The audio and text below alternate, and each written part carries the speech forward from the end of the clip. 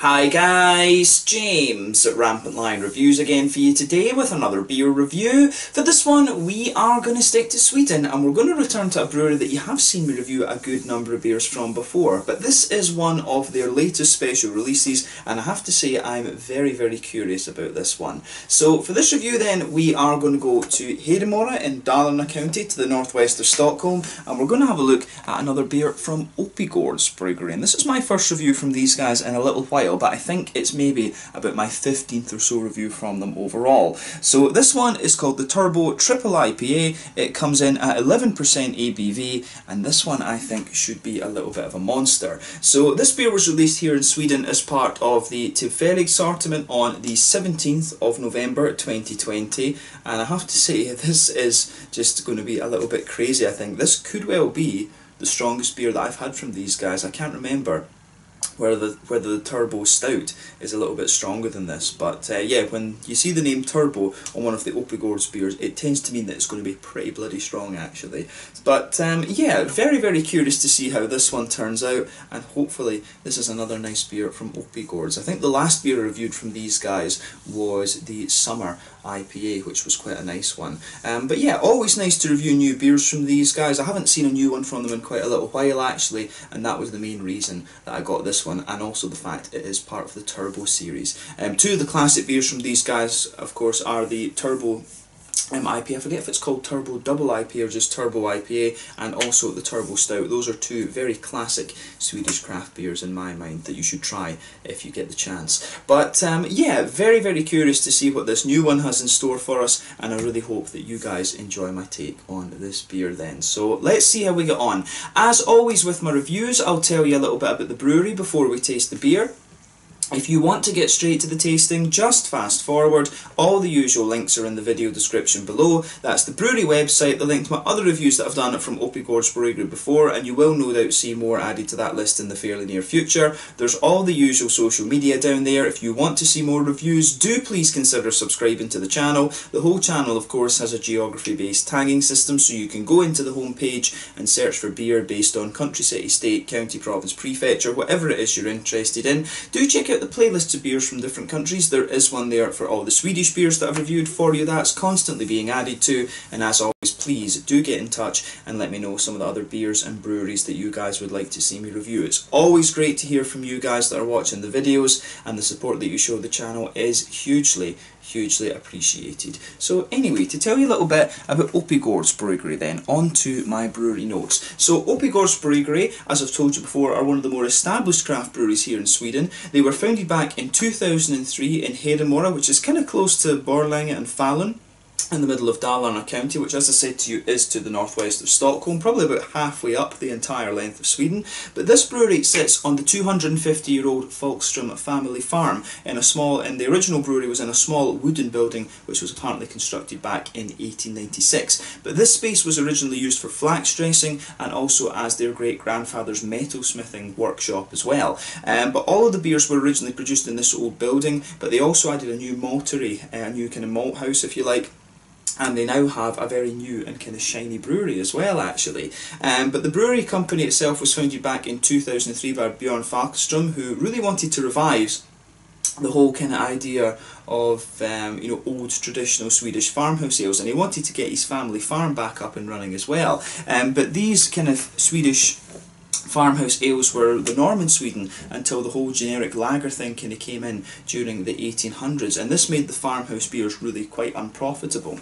But this brewery became very popular, and this has allowed the Falkström family to continue making their living on the farm as they've done since the 1700s, and in their first year they produced only 8,000 litres of beer and sold it very locally in Dalarna county in the kind of Hedemora area. But these days they're producing well over 1 million litres of beer per year. They've got a new Italian brew kit, which they did have some teething problems with at the start from what I understand. I think they've had that since about 2017 or 2018, but they now have a production capacity of around 2.5 million litres of beer per year, and you will find the Oppigårds beers nationwide in Systembolaget. These, some of the beers have you know, they're in the shops all the time. You will always find some Oppigårds beers in any Systembolaget throughout the country, at least from what I've seen. But as of November 2020, when I'm filming this review for you, they've produced around 110 different kinds of beer. They've got their core range, which is things like the India Tribute, the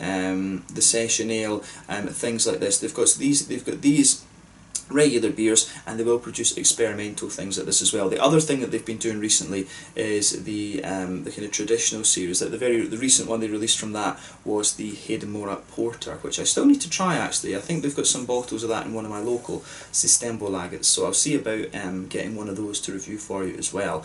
But yeah, a very, very good brewery in my experience, quite a kind of old school style brewery in my experience, but like I said, if you get the chance, I would definitely have a go with some of their beers. Probably my favourite one I've had from them so far would be the would either be the Thurbo Double IPA or the Thurbo Stout. I really liked both of those beers. So yeah, definitely check those ones out if you get the chance. Those are two classic Swedish beers in my opinion. The India Tribute is quite nice. I enjoyed the Amarillo as well, and there's a few of the other ones that I do need to try. The Golden Ale, and I think the Amarillo is one that I need to have a look at as well, because Amarillo is one of my my favourite hops, of course. But yeah, that's all I can really tell you about Oppigårds Bryggeri for the moment. If you want to learn more about these guys, you can check out the brewery website. You can follow them on Facebook and Instagram to keep up to date with all the latest goings on, and you can of course check out the Rate Beer, Untappd and Beer Advocate pages to learn more about all the different beers that these guys have done. So yeah, let's get on to the tasting section of the video then. So I'll just let you have a little look at the artwork on this one before we open it up. As you can see, it is typical of the Oppigårds beers. They always had this kind of roundel on the front, but recently of course they did kind of modernise that a little bit with new text and a slightly new style. But yeah, this one is pretty nice. As you can see, they are limited release, this one, and it's got a little bit about the beer on the side here. So it says this triple IPA is not the most typical style, but we wanted to keep the bitterness down. The alcohol content and many hops for the flavour and aroma is something that we have not reduced though. This beer is well kind of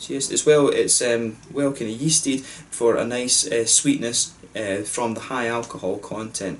This beer has a hearty, herlig, I should say, like hearty, full character. That we think matches with marmalade and sweet stone, and gives flavours of sweet stone fruits. I think Tankana resembles, yeah, that's what that would be.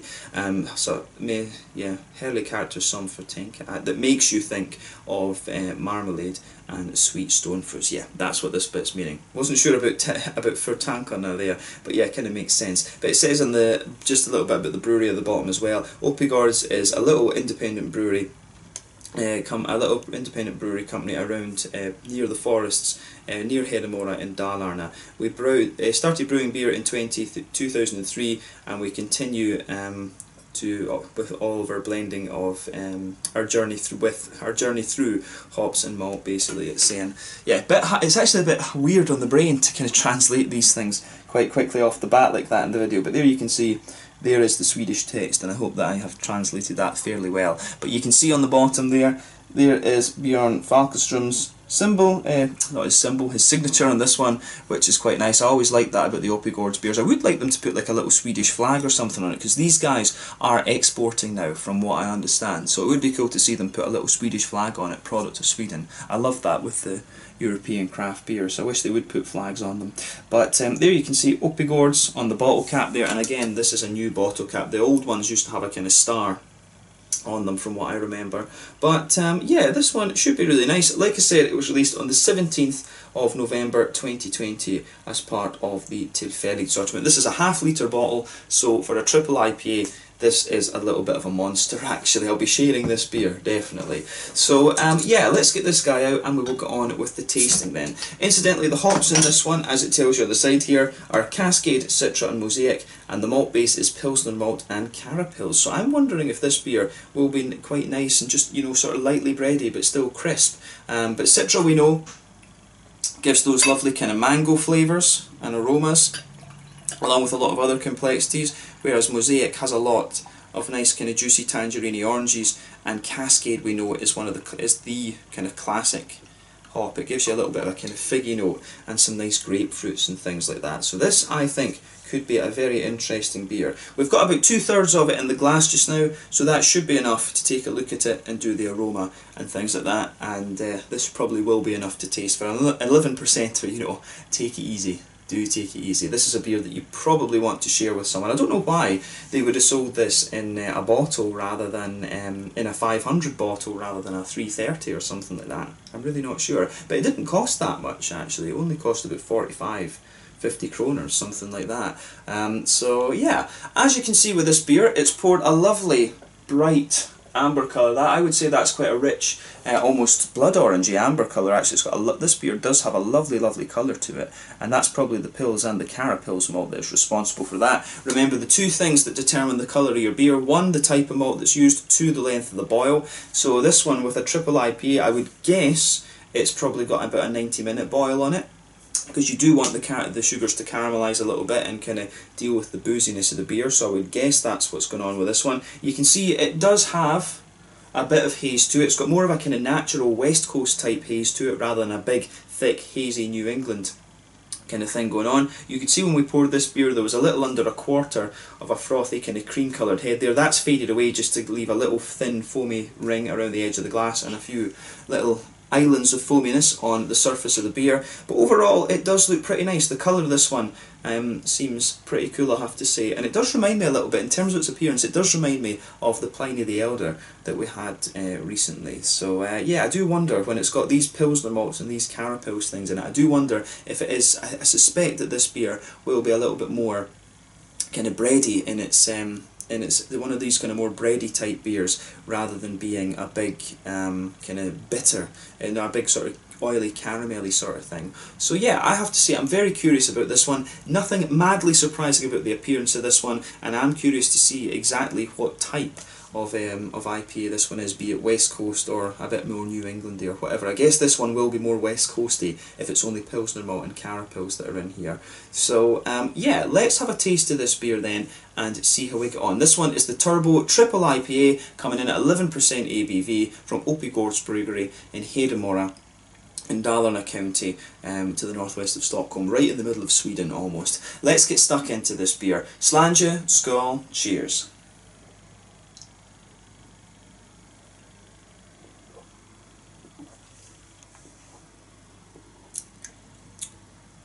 Oh yeah, I'm going to say this beer is pretty nice. This is quite nice. It's quite interesting. Just on that first sip there, it made a really kind of interesting kind of transition. It came across really like almost kind of classic, like some of the sort of classic beers that these guys do. The Thurbo Double IPA, which really reminded me of that straight up, but then you get that kind of yeasty, boozy quality coming out of it on the back end. You really, the booziness hits you. You get those classic kind of almost West Coasty type IPA flavours on the beginning, then the kind of big boozy, yeasty type character hits you in this one. So yeah, that's a really interesting combination of things going on in this beer.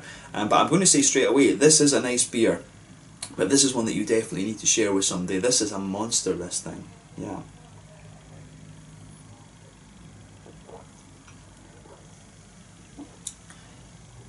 Yeah, this thing is an absolute monster of a beer, but I'm going to say, in terms of flavour profile and stuff, thumbs up to Oppigårds for this one. This is a really, really nicely done beer. Yeah, my one criticism that I would have of this is selling it in a half-litre bottle. This one either needs to be in a 330 bottle or a 330 can. You know, but I suppose the thing is, if you buy one of these beers, you could also consider sharing it. That would be my thing. I do think that is a bit of a strange decision, especially when this was released as a tillfällig rather than as one of the local småskaligs. I do find that a little bit strange. I wonder what their idea behind that was. But they have, I mean, the summer IPA was released in a half-litre as well, but that was a kind of normal strength, if you like. This one's an extra strong beer, I would say. So yeah, that for me, that decision's a little bit strange with this one. But in terms of, we can ignore that though from now. We've said our piece on that. But the beer itself, I think, is really quite nicely done. So I'm going to say thumbs up to Oppigårds for this one. Yeah, let's try and break down the flavour of this then and see how we go.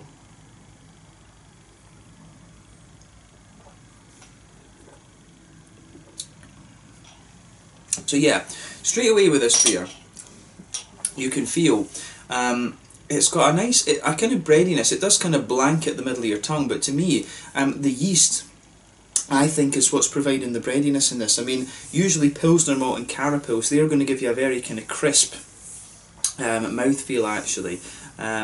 And the beer, to some extent, it does develop that, but the yeastiness, I think, the yeasty qualities play a big role in this. So straight away with this beer, across the middle third of your palate and the back third of your palate, you get that lovely, smooth, kind of white bready note there. You do get a tiny little bit of, you know, that slightly almost bubblegummy, very slightly banana type flavour. You do get a little bit of that, just a little touch of it out of the yeastiness in this beer, but it's not. It doesn't really dominate the flavour or anything like that. It's just a nice little kind of subtlety, to be honest with you. So yeah, you definitely can pick that out of this beer, for sure. And you get a bit of this. You do get a bit of that kind of sweetness in the very centre of your palate too. But with that bready base that the beer has, it is quite smooth. When you go to the back third of your palate, you can feel it kind of thickening up a little bit. So it does have quite a nice kind of thicker element to it. This one. Yeah, and you can feel the breadiness there. It does kind of smoothen out a little bit the further that you go into the aftertaste as well. So the yeastiness, I think, builds up there. But you also do get, you can feel with the Pilsner malt in this, it does give you some kind of crispness. But I'm pretty sure that the kind of bready base that this beer has, that's down to the yeast rather than the kind of malty thing. Pilsner malt, straight up Pilsner malt for me, gives you more of a mouthfeel than a flavour, if you like. But then the carapils is going to give you a wee bit of that brown sugar kind of thing. So yeah, this is an interesting beer in terms of its malt base. The hops we do know quite well in this one, but the way that the malt base and the yeast come out in this, I think, is quite interesting. So yeah, this is a really interesting beer for me, I have to say.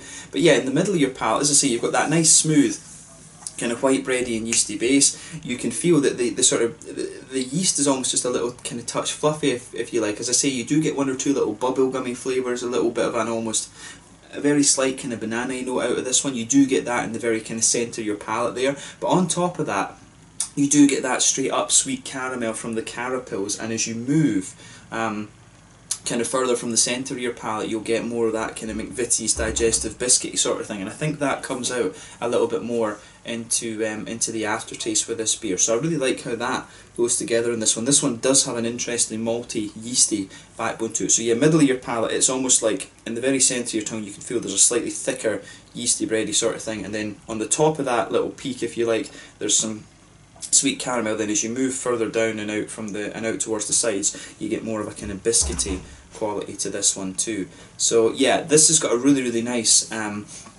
this beer has a very, very nice and very interesting malty, yeasty component to it. If you go to that border zone on your tongue between the middle third of your palate and the back third of your palate, you will get some of that kind of crisp thing that you expect of Pilsner malt in there. The Pilsner malt, of course, as I say, contributes a lot to the mouthfeel. I've always found that Pilsner malt is quite difficult to describe in terms of flavour. To me, Pilsner malt, in addition to having a little bit of that kind of caramelly biscuity sort of thing, it is quite it does contribute to the mouthfeel, I think, quite a lot, rather than giving you specific flavours. But that's just my opinion. Different people might disagree with that, so take that comment with a pinch of salt. But yeah, malty, yeasty kind of side of this beer is really nice, but the yeast plays quite a big role in this one, and that's the first time, other than some of the New England IPAs, that I've seen that in the big triple IPAs, well, I should say in the big triple IPAs, and also in an Oppigårds beer. I think that's, generally speaking, in an Oppigårds beer, generally speaking, this is the first time where the yeastiness has taken more of a kind of prominent role. So that's an interesting point about this as well. Hoppy side of things then, back corners of the palate, there is a little touch of earthiness. One with Mosaic, pardon me, you would expect that. Mosaic does have a little bit more earthiness to it, but probably I would suspect that Cascade is being used as the bittering hop in this one. Maybe they're adding a little bit of that into the boil later on as well. But I think Citra and Mosaic are probably the kind of late addition hops in this one, with Citra, with the Cascade, sorry, being the early addition hop. As I've said to you in other videos, the thing with hops is if you add them within the first hour, they're going to mainly contribute to the bitterness of the beer, but then if you add them within the last half hour of the boil, it's going to give you more flavour and aroma. You've got a trade-off over the length of the boil of the beer, and probably with a beer like this it's a 90-minute boil, maybe a little bit more because it is higher alcohol and triple IPA, so it could be like a 2-hour boil for something like this. As you boil the beer longer, the sugars caramelise a little bit more, and pardon me, that's kind of how it goes. But yeah, so what I suspect here is that the Cascade is the bittering hop,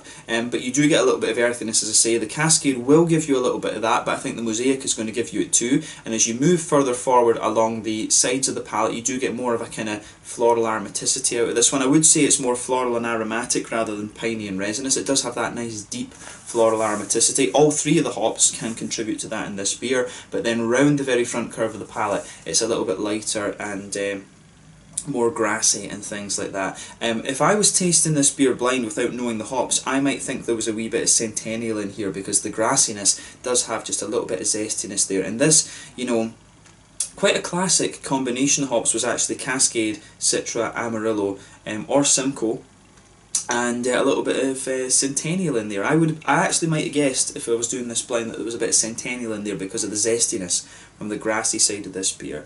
But yeah, this one is really quite nice actually. I like how the fruitiness in this beer goes together.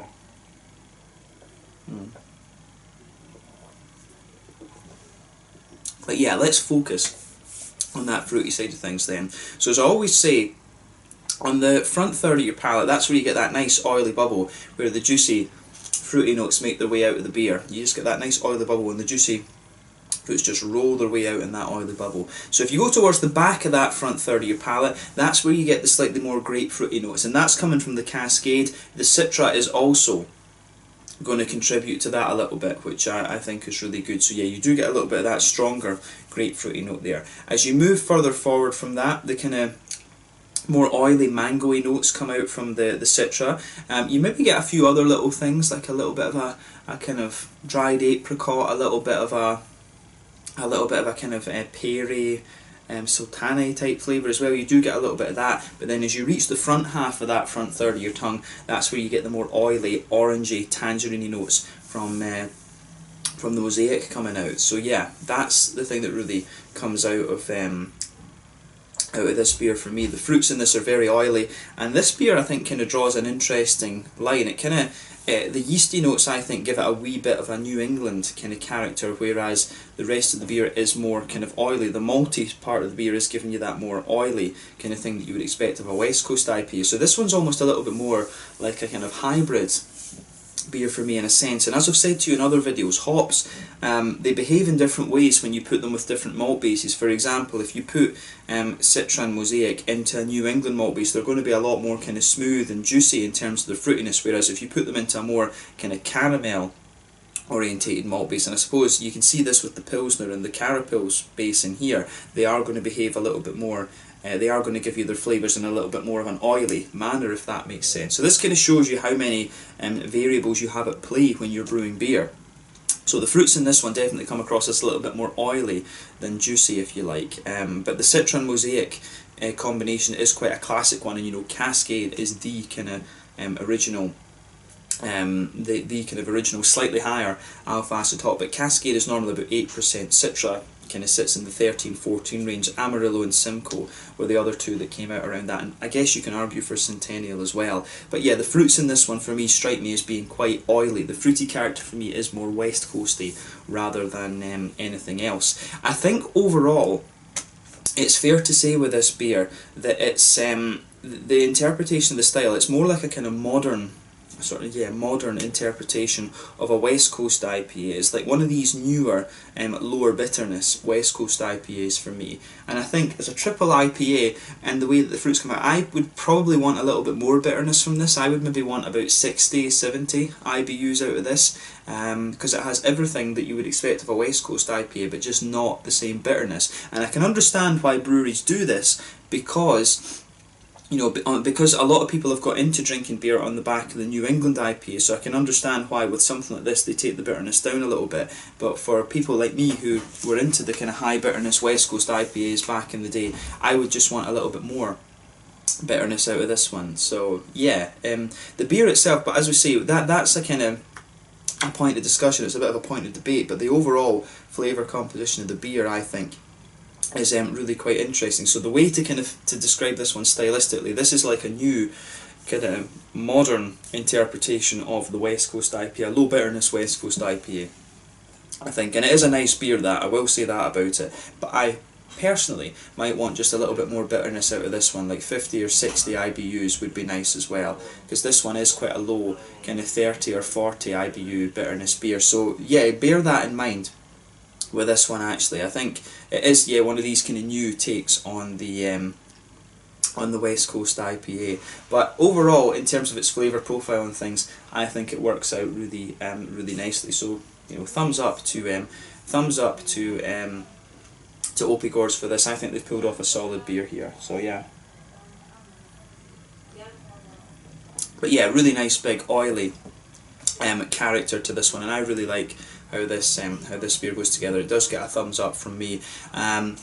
So yeah, like the other thing I didn't say about this was that as you get towards the very tip of your tongue, you do have a little bit of kind of you do get a little bit of that more kind of zestiness to the beer. So yeah, from the back of that front third of your tongue, you've got a bit more of that darker grapefruit. Then you move into the mangoes. Then you've got a wee bit of a kind of then you have a little bit of a kind of apricot-y, sort of dried apricot-y thing, and then front half of the tongue, as I said, you've got that nice oily mosaic-y tangerine sort of thing. Then at the very tip of the tongue, you've just got a little bit of a more zesty, citrusy character. The Citra is going to give you that, but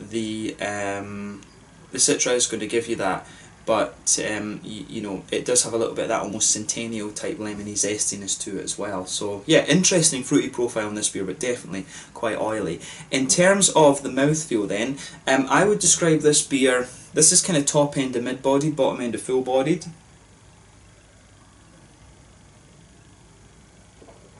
To be honest, it's bottom end to full-bodied. Carbonation is very, very smooth in this one. It does have that nice kind of slickness to it. It's got that kind of clean mouthfeel that you would expect to something brewed a little bit further north in Sweden. As I say, Dalarna county is right in the middle of the country, but Sweden is a very, very long, is a very, very long country for sure. So yeah, you do get a bit of that out of this beer. In terms of hoppy bitterness, I think this one comes in maybe around, I think it maybe has around 40 IBUs. It could be a little bit more, but as I say, when it comes to these more West Coasty type IPAs, I would usually want like 70 or maybe 80. I would want a slightly higher bitterness out of that, but that's just me. Different people that have got into drinking craft beer at different times would disagree with that. The malt base, as I say, the malty and the yeasty characteristics in this one kind of have a sort of antagonistic relationship. You've got that lovely smooth kind of breadiness from the yeasty side of things. You've got a wee bit of a kind of sweet, oily, biscuity, caramelly thing to this one, so you do have a wee bit of that in there, which is a West Coast characteristic, and then the fruits for me are more oily rather than anything else in this beer. But overall, I think this is a very, very nicely done beer. It does kind of stick to the same kind of lines as the Thurbo double IPA, I would say, but it's just a little bit lower in terms of its bitterness compared to what I remember. So I think that's an adjustment they've made to kind of suit the palate of the kind of modern day beer drinker, if you like. So yeah, someone like me would want a bit more bitterness out of this beer. Some more modern drinkers might even say that this beer is too bitter. That's the kind of, there's a bit of a paradox there for the brewery to try and meet, but the main thing to take away is that this is a really nice beer, and in terms of its characteristics, it is more West Coasty. So this one definitely fits the description of a kind of West Coast triple IPA, but a more modern, lower bitterness take on the West Coast IPA. But for me, a really, really solid effort. It's quite classic in terms of its flavour composition. I mean, Cascade, Citra and Mosaic, you know, that's quite, Citra and Mosaic is a common combination these days, and I think it works very well. So yeah, I've enjoyed this one. I have enjoyed this one. This has made me think a little bit. It is quite an old school beer, this, and I like beers that are a little bit nostalgic, as you'll know if you've watched the channel before. But yeah, let's leave it at that for this one. This one was the Thurbo Triple IPA, another very interesting beer from Oppigårds. I think it turned out really nicely. My one criticism, as I say, would be a half-litre bottle is a little bit kind of crazy for this. I would have put this into a 330, to be honest with you, but it works the beer itself is pretty damn nice. So either have this as as your one beer for the night and just sit and sip on it, or share this with a friend. I would really give you that advice. But yeah, let's leave it at that. Thank you again for watching my beer reviews. Until the next time, please like, subscribe, share, all the usual YouTube stuff. Let me know your own thoughts on this beer in the comment section below. Let me know what your favourite beers are from Oppigårds Bryggeri. We will return to these guys at some point in the near future, I've got no doubt about that. But thank you again for watching. Check out my social media, check out Oppigårds Bryggeri, have a go at some of the beers from the Thurbo series in particular. Have a go at the new Sweden IPA, that is very nice as well. That's one of the kind of classic Swedish craft beers for me too. But yeah, this one was the Thurbo Triple IPA coming in at 11% ABV from Oppigårds Bryggeri in Hedemora in Dalarna County, in the kind of almost right in the middle of Sweden. And yeah, these guys do some pretty nice kind of classic old school type beers. So yeah, until the next time, Slanja at Skull, cheers, and I'll catch you guys very soon. Cheers.